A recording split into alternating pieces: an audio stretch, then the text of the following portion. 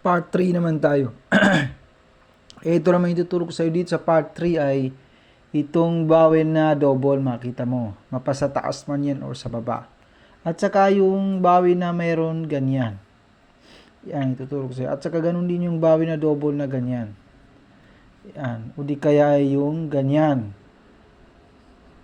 Ganyan, ganyan, ganyan. Pareho lang yan. Pero sa madrasa may gumagamit ng mga ustad ng mga ganyan. Dito sa Quran na gamit ko ay ganyan, ganyan makita natin.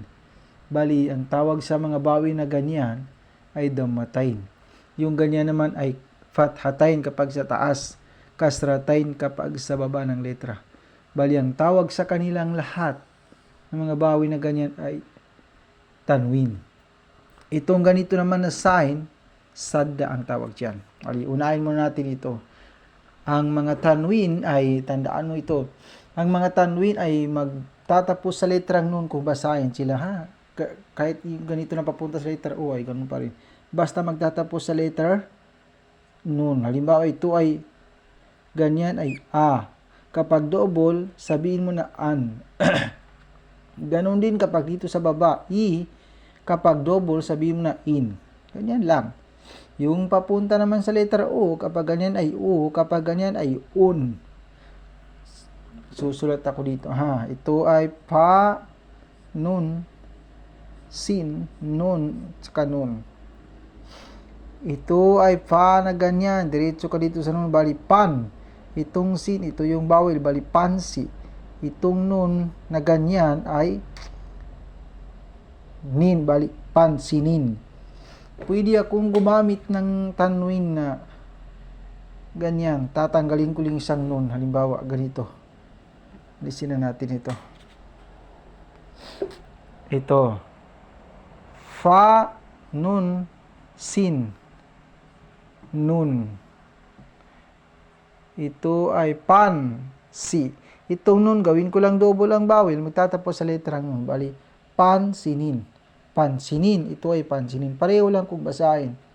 Pero gumamit lang ako ng ganyan. Ganyan mga halimbawa. Halimbawa, isulat natin ay umunlad. Alif, mim, nun, lam, saka dal. O, ito ay nun. Umunlad. Umunlad. Pwede rin ako gagamit ng ganito. Alif, mim, lam, at saka dal. Yan ay dal. Ganito lang. Yan. Itong mim, gawin kong ganyan. Bali, mun. Bali, umon. Tapos, ganyan na. Lad. Yan. Umunlad. Pareho lang kung basahin. Pero, magkaiba. Kasi tinanggal ko na yun nun. Ganyan yung mga halimbawa. Basta magtatapos sila sa letra nun. At may mga exception pa yan kapag sa Quran na. Pero, sa Quran ko lang ipapakita. Huwag muna dito kasi mas maganda yung makafocus ka dyan. Bali, next, yung ganitong sign na naman. Yung sadda. Ganito yung halimbawa. Kung makita mo yan. Halimbawa, ito ay kaf. Lam. Ito ay basahin mo ito ng kula. Kapag meron ka nang makitang ganyan, dito, ay sabihin mo na kulla. Kulla. Parang nagiging double yan eh. Halimbawa, kapag dito naman yung bawi, nagagamit ako ng ganito. Kapag, ulitin ko, kapag ganyan ay kulla. Kapag dito naman sa baba yung niya ay kulli. Kulli. Pero take note, sa YouTube at sa mga application ay kapag minsan makita natin na kapag ang bawil ay ay kasra, kapag ang letra ay kasra ang bawil niya tapos may sadda, pwede mo makita itong kasra na dito nalalagay sa baba ng sadda. Dito ganyan, ganyan. Pwede mo makita na ganyan, kulli, pareho lang. Pero sa Quran wala akong nakita na sa Quran na mga nasa book na Quran na ganyan. Sa mga application lang nakikita yung ganyan sa YouTube. Sa mga ustad wala akong nakikita ng ustad na gumagamit sa madrasa yung ganyan.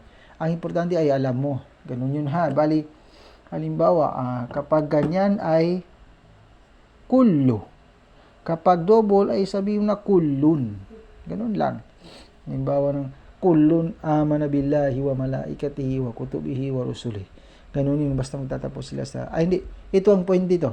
Parang nagiging double ba? Dagdagan natin. Halimbawa, ito ay ra, ba. Ito ay raba. Kapag meron ka nang makitang ganyan, sabihin na rab. Kapag ganyan naman ay rabbo. Kapag dito naman yung bawel niya sa baba ay rabbi. Dagdagan natin ng kaf. Ganyan talaga sa Quran. Makita mo minsan rabbika, minsan rabbaka, ganyan, minsan rabbaka, minsan rabbuka. Ganyan. Kulay red din ito kung makita mo sa Quran. Yan. Dagdagan pa natin. Ito pa. Ito ay fa, zal, kaf, at saka ra. Ito ay basahin mo ito ng fa, zakir. Fa, zakir. Kapag meron ka nang makitang ganyan, sabihin mo na fadhakir. Fadhakir. Kahit saan letra mo rin makita, tandaan, basta meron ganyan, gawin mo siyang parang double ba? Parang ganyan yan kung idaan mo sa detail. Fa, zal, parang ganyan. Kaf na sukun, tapos kaf pa rin na isa, ganyan. Parang ganyan yan. Kung dadaanin mo sa detail. Fadhakir. Fadhakir. Ganun din ito. Fadhakir. Pareho lang kung basahin. Bali, ganun yun ha. Importante ay naintindihan mo. Bali, ito. Magsusulat ako dito. Ikaw magbabasa. Ito. Ito ay nun. Ito ang bawin ng nun. Itong alif ay ganyan. Tapos nun. Tapos ta. Tapos dal. Tapos ito ay ha, nun. Itong nun ay ganyan. Tapos itong ta, double ang bawel. Itong dal, ito ang bawel niya.